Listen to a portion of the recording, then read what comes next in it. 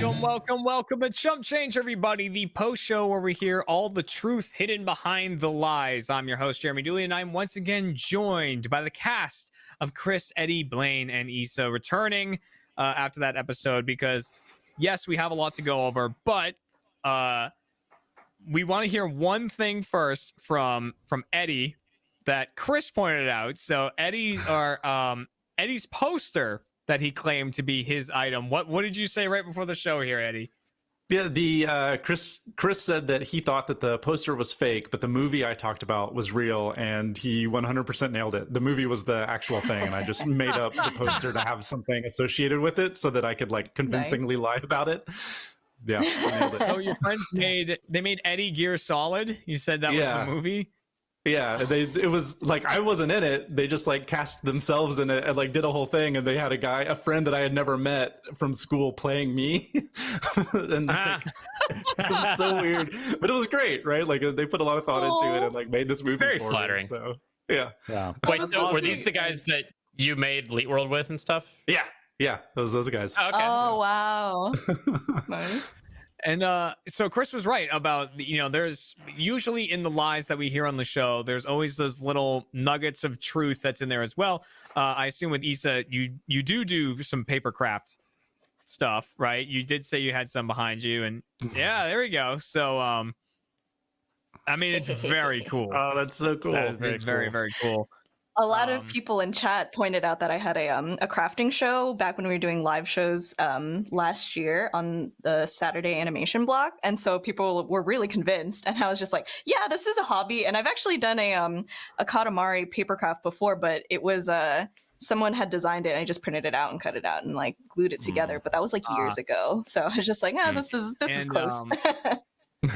And doing papercraft, I think we need to ask on for Chris's behalf, how often do you get paper cuts? Oh, not often, funny enough. I am safe. I use a cutting board. I don't often use scissors, and I have an X-Acto knife, and I've only gotten a paper cut like once in the past year that I've been paper crafting. So, do you use like protection on your hands? No, it's just my bare hands. Actually, the trick is using tweezers. Tweezers. Oh, I thought Chris is imagining like chainmail. Just calluses all around. Yeah. That is like a thing, right? There's that one type of glove that you use for cutting or for the whatever the board is. I think I know what you mean. Yeah, there's like a protective glove that comes with it. Yeah. Oh, the dudes at Chipotle have it. Darts. It's like knight's armor. Yeah. Because whatever that device is called, you like, because you could like just slice off the edge of your finger super easily, and so you wear like a thing over your fingers. Oh yeah, like a bandolier or whatever, I believe, something like that. Yeah. So there was also some stories that we really didn't get to hear at all. And so I'd say let's go to Issa first and hear about these piano lessons. So for 8 years you took piano lessons and you didn't practice once. So why did you stay in it that long, and why no practice? It's kind of like the plight of the gifted and talented kid. Like everyone like praises you a lot because you're naturally good at something, and then it kind of makes you not want to do anything after you're like, I'm good enough. So I started playing. I was playing, and I liked playing piano a lot, and my parents and my teacher told me that I was actually really talented when I started, which Eddie said age 6, which is correct. I was also age 6, but I ended when I was 14. And I stopped practicing because I was just like, oh, like they told me I was good, and then I had to maintain being good and being better, and I was like, oh, that's not. I'm not about that. I'm a little lazy right now. I wanted to play video games more than just play piano. The plot twist ultimately is after I stopped private lessons, I played piano way more. So yeah, that's like my how it works. Yeah, My That's a dad party like trick bought me now. a squat rack. My dad bought me a squat rack when I was a kid, and I never worked out with it. And now that he doesn't make me work out, I'm like, I fucking love working out. It's just how it works. Exactly. Yeah. You just that reverse psychology. Like you have to not be what's the word? Like obligated to do it, and then you just kind of do it. So it's like reading in college versus reading for enjoyment. You know. I actually did take 1 year of piano when I was 6, which is why I had a little bit of basis for that story. yeah. I was trying to catch you on like math.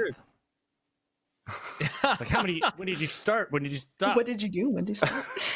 Yeah. How many is 8? Count them on your fingers. So hopping down the line to Blaine and the speech. So did you actually get like a speech out, or were you like shooed away before the speech began?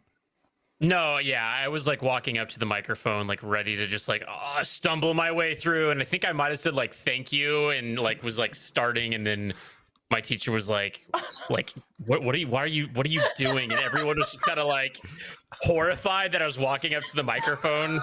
But I found my awards. It was Staffer of the Year and Editor of the Year, signed by Mr. Trout. And it was May 19th, 2009.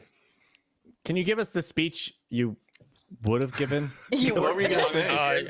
Oh, geez. Probably something like, hey, I just got off of work. Sorry I'm late. Oh, wow, thanks. Big award. I've never gotten these. I want to thank everybody that's helped me in my videos. And Miss Armentrout for teaching me so much. And my mom and dad. The Academy. And then I would just keep going until eventually the choir would play me, or the orchestra would play me off. But there was no orchestra. Maybe Eddie would sing you off. Yeah. Specifically. Varsity choir. But Blaine, I identify with that so much. And when I was in high school, I was a junior. I was on the gymnastics team. They would have an awards ceremony at the end of the season.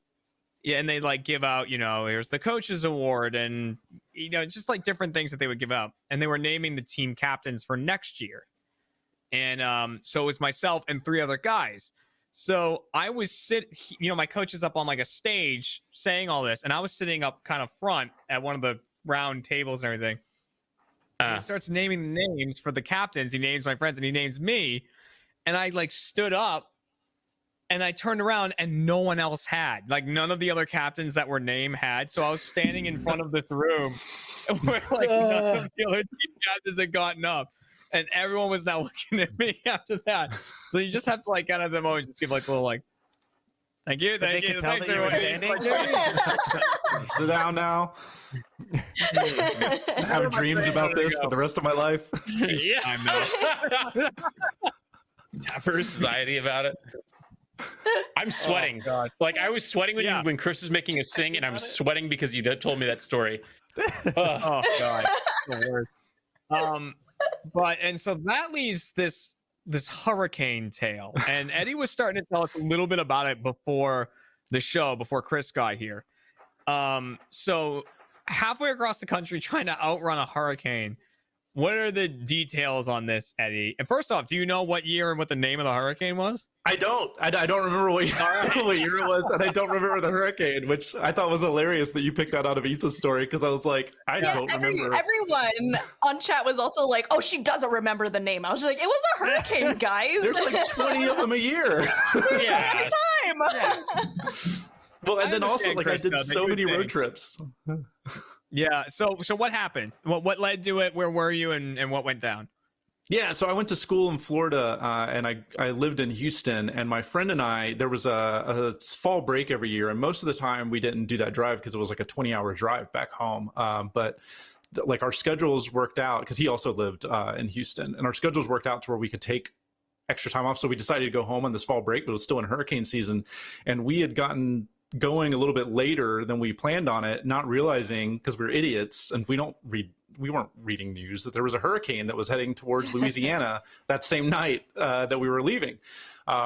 And we got a flat tire before we left. The whole thing's insane. I'll try to keep it short. We got a flat tire when we were in Florida still, but we got it in the Eastern time zone.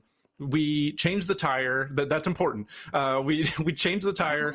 We tried to go to like a Walmart or we would try to go to like an auto shop still in the Eastern time zone. And it was closed because it was like 6 o'clock, and they all closed at 6 o'clock. And then we were like, oh crap. And then we like rushed across the river that in Florida that does the time zone or whatever to make it to like another auto store, because we still had an hour in Central Time to make it before these stores closed. We got the whole thing done. We started driving, and once we get to like Mississippi, Alabama, we see that there's this line of like apocalypse movie, like Independence Day line of cars leaving, like heading out. And we were like, what is going on? And we were so confused. We had no idea. And so we stopped. As soon as we get into Louisiana, we stop, because it's like a madhouse at like all the gas stations. And we stop and we kind of go inside, and people are like buying water and buying all the supplies. And we go in and we're like, hey, what is happening right here? And they're like, y'all don't know? There's a hurricane coming. You got to go north. And they're like, where are you headed? And we're telling them we're driving to Texas. Yeah. And so they're telling us it's supposed to hit. It's supposed to hit Baton Rouge, which is like on our like route to Texas. And they're like, y'all can't go to Baton Rouge. You got to go north. You got to go north. And we were like, my knees are aching. We had no idea what to do. And finally we just were like, because Baton Rouge at that point, like the hurricane was supposed to hit Baton Rouge anytime, sometime in the next like 3 hours. And it was like, Baton Rouge was like 3.5 hours away. So we just like gunned it, and like we're speeding out of our minds. We were driving at least 100 miles an hour the whole way. And once we hit a certain point, it's like raining, the wind is picking up, there's nobody on the road. And like we drove through Baton Rouge, and it was like ghost town. I mean, there was nobody out, and it was like pouring on us hard. And we beat the hurricane force winds by like 25 minutes. Holy shit. The whole thing was insane. It was like the longest day. That's cool though. I mean, that's a really cool story. Yeah, well, I was telling these guys earlier, my favorite thing that I remember is my friend, like we were real quiet. We were like, we were nervous we were gonna get pulled over. We were nervous that like we were gonna like crash or anything, because we were driving so fast. And then the rain starts really coming down, and then we had been silent for like a good 45 minutes. And my friend leans over, he's like, do people die in hurricanes? I'm like, no. I don't know. I'm like 19. I don't know. Yeah, that's the college thing to do. Like, one, to not know that there's a hurricane and be driving towards it, and then also to be like, let's just go into let's race it. Yeah. Let's go into it. Who cares? What do we know? We can't die, can we? Oh God, those were the times.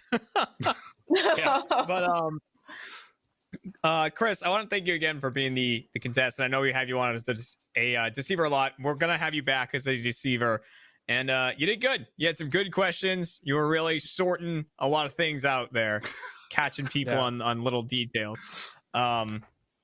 But so luckily the audience got their win. They needed one. They were on a bit of a losing streak for a little while, but they got one. So again, thank you very much, Chris, and then thank you, Eddie, Blaine, and Iso. Really appreciate it. That has been Chump Change, everybody, and we will of course be back next week. Whole new cast of characters on there, a whole new Chump Change where we hear the stories behind the lies, and of course, thank you for being a first member, and we'll see you next week. Goodbye, everybody.